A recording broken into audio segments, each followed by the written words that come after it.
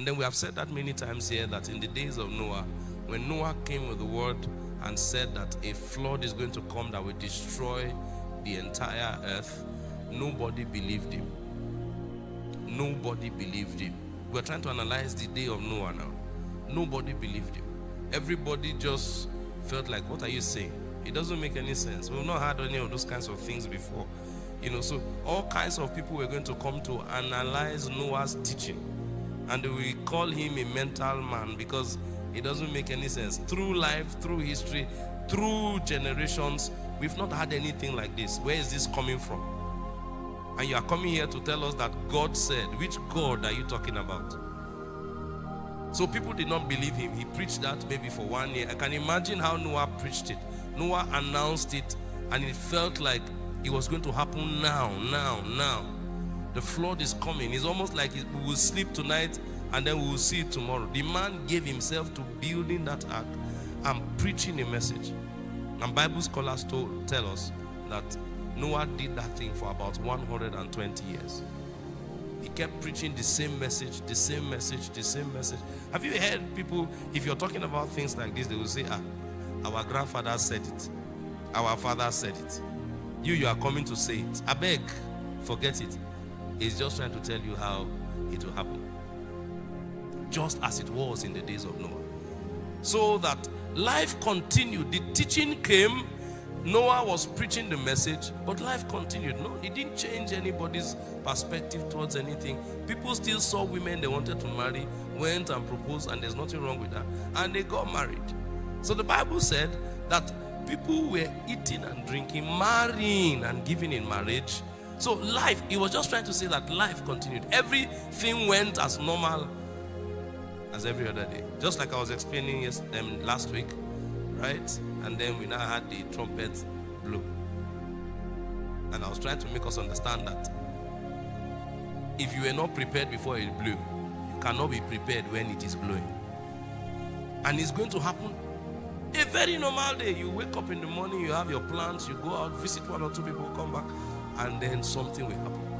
And Jesus is trying to tell us that that's how this day is going to be, until the day that Noah entered into the ark. And I say it a lot, nobody will go to heaven by surprise.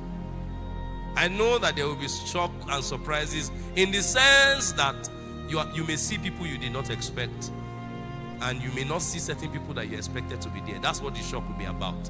But as to you, you will not enter heaven by surprise. People who will go know now, as I'm talking here, people who will enter heaven know. Hallelujah. If you say you don't know, then you will not. It's not by chance. Are you hearing me? I'm not saying this thing to make you feel bad. I'm saying it because we need to prepare our hearts. You see, I'm speaking like a prophet. Because you know the word prophet now has been, we don't know what it even means again. But this is, what I'm saying is an alarm. I'm sounding an alarm. You see, I've been doing it for how long now? I've not had a series this long. But it is obvious that we need to drum something into our spirits. Watch therefore, for ye know not what hour your Lord doth come. Now, because we don't know the time, the counsel is to do what? Is to watch.